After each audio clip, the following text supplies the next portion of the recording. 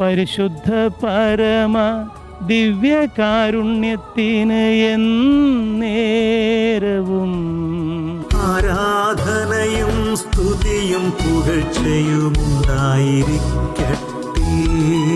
വിളക്കന്നൂറാലയത്തിൽ വെളിപ്പെടുത്തി ദൈവം തിരുമുഖഛായയെന്ന തിരുവോസ്തിയിൽ.